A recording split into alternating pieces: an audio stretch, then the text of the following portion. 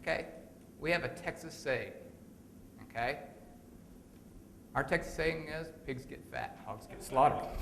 So, I don't know if anybody's ever heard that. So all we want to do is get fat. Okay? We don't want to get slaughtered. And our competition is getting slaughtered.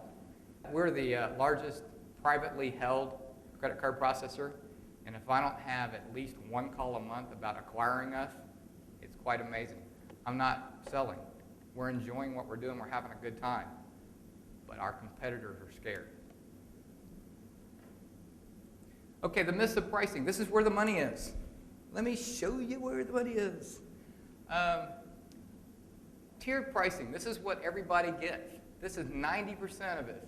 Kathy, this is what you have? Tiered pricing, right? Okay. All right. Here's the myth about tiered pricing.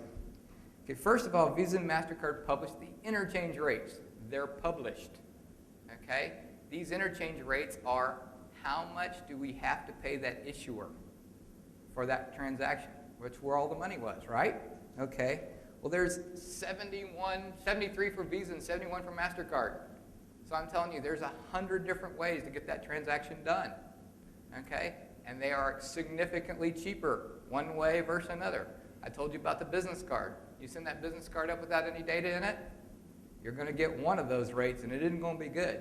You send it in with all the data in it, you're going to get a lot lower one. Okay? Tiered pricing. Most of them call it qualified, mid-qual, non-qual. For the RV park, you're going to have your qualified as only the ones that are going to swipe. You're going to get mid-qualified or non-qualified for your call-ins. Make a reservation. Okay, you're going to key that in. For your membership stuff, there's no such thing as qualified. All the membership stuff, all the parts orders for your dealerships, no such thing as qualified. Okay? Well, almost every salesman out there that's selling credit card services, by the way, there's only 22 processors. There's 3,000 agents out there going, I can give you a better rate. Guess what? They all have to sell that contract to one of us. Okay? Work with the processors. Even if you don't work with Jetpay, go directly to them, because that's where the lowest rate is. But anyway, they're going to, I give you a better rate, I give you a better rate. Well, there's 101 ways to hide the money. I pay less for a Visa transaction than a MasterCard transaction. So shouldn't you? But in these tiered rates, you've got qualified and non-qual and mid-qual. Nothing about Visa and MasterCard. So, obviously, every time you run a Visa, which is 65%, 70% of the transactions, they're going to make a little bit more because they've got the MasterCard number loaded in there somewhere. And they're not going to lose money on the MasterCard. Okay? So anyway, generally what they do is they make a little bit of margin on the qualified, a little bit more margin on the mid-qualified, and a lot of margin on the non-qualified.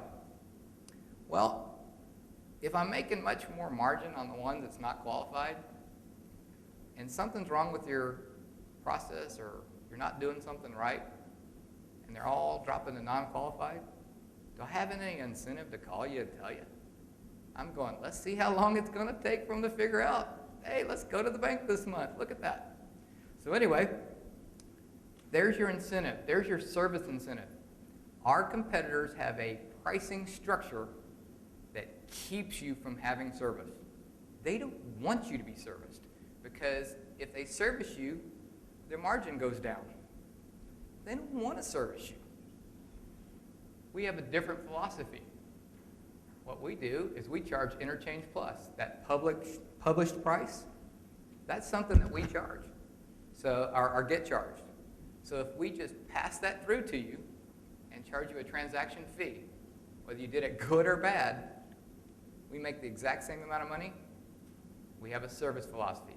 If you're doing it bad, you're going to get a phone call from one of our customer service people that says, you know, we know that you have 3 locations that accept credit cards, and 2 of them are doing really good, and 1 of them keeps keying in all the transactions.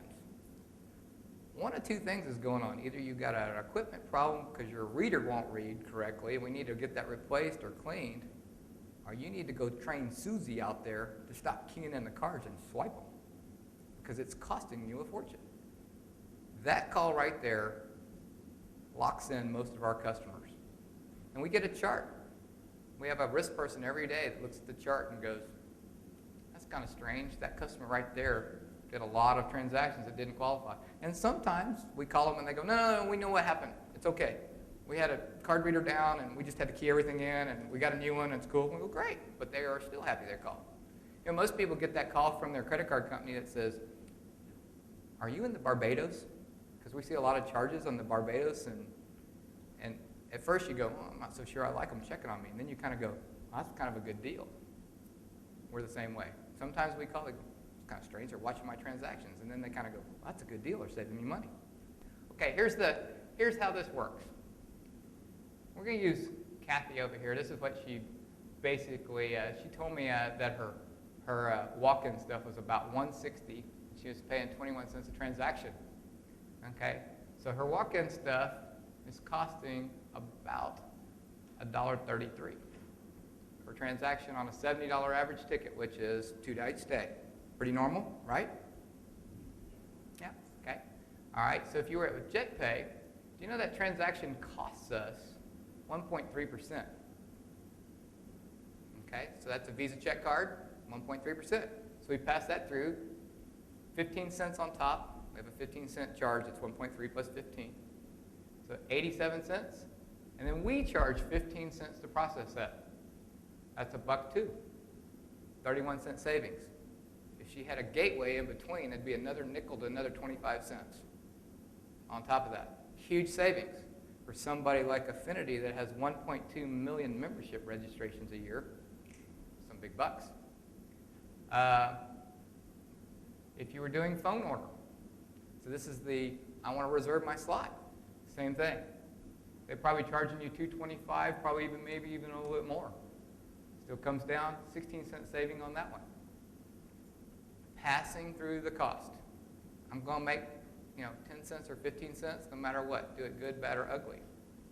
That's how you save the money. Walmart has Interchange Plus. Home Depot has Interchange Plus. So should you. This tiered, bundled, any way they want to call it. There's 71 pricing schemes for Visa and 73 for Visa and 71 for MasterCard. Trust me, the bundle and the tier is not in your favor. Never in your favor. Show me the money. Real-time reporting. I mentioned earlier that the gateways were basically doing, catching the reports. Well, you won't ever have a problem with your customer thinking they got charged twice and you saying no if you're actually looking at the reporting from the guy that deposits the money. What you're going to see on our screens are what we're depositing. I show you this one because this is an international client. They have their Canadian processing on the top and their US processing on the bottom. We also do euros, pound sterling, yen, Australian dollar, you name it, we probably do it. There's 8 currencies that actually deposit, to be real honest, internationally. We also do bank draft for your membership people.